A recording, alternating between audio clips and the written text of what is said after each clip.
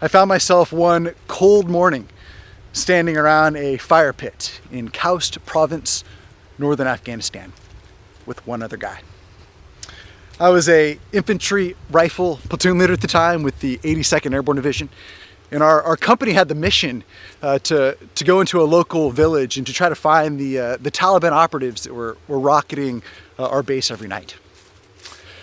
Well, as the squad leaders were preparing, doing final inspections and whatnot, I was standing around the fire with our Afghan interpreter. His name was Reza.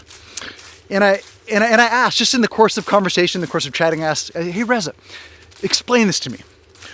Why is it that the villagers don't just turn over the Taliban to us? They're not locals, they're Arabs, they're foreign fighters. Why don't they just turn them over to us and we go away? Like, why are they hiding them? Why are they protecting them? Well, Reza, he looked down and he looked at the fire and kind of was gathering his thoughts, and then he looked up and he said, Josh, the villagers believe that the Taliban are their best protection against the West. And I said, protection against the West? We're not here to conquer Afghanistan. We're here to find the terrorists that flew planes into the World Trade Center on 9/11. And Reza, she said, no. I'm not talking about protection against Western armies. I'm talking about protection against Western ideas. My jaw hit the floor. Like, what are you talking about? Western ideas? Like, explain that to me. And Reza looked back down at the fire. Make your ideas about Christianity. I said, go ahead. He says, you Christians believe that God, the one true God, that he had sex with Mary and produced Jesus. He says, to Muslims, this is blasphemous. This is disgusting. This is heretical. And I said, whoa. Christians don't believe that. I think it's disgusting too. And he put his hand up. He said, no, this is true. I was taught this by my imam, and he has more education than you.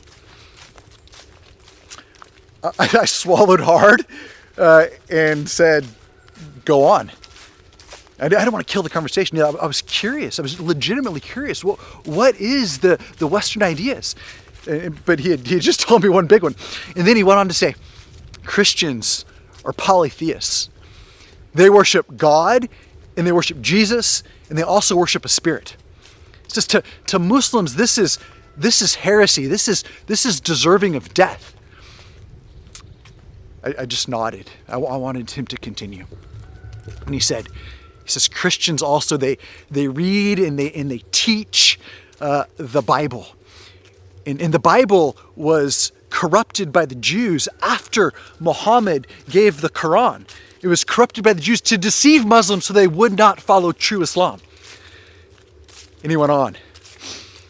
And he went on and on. For the next 20 minutes, I listened to Reza share his incorrect, but sincerely held beliefs about Christianity and about Judaism and about Buddhism. And it was at this moment that I realized. I just had this revelation that religious ignorance was fueling conflict in the region. That misunderstandings, that just untruths about basic religious tenets, the faith of many peoples, that was misunderstood. And because it was misunderstood, Muslims were stirring in their hearts hatred because of the hatred from Allah, the hatred for these things. I realized that the religious intolerance of the Taliban was based in part, a meaningful part, on a misunderstanding about Christianity and Judaism and Buddhism and other religions. And I just stood there staring at the fire, thinking that this is natural because it was illegal to even share the truths of these things in that country.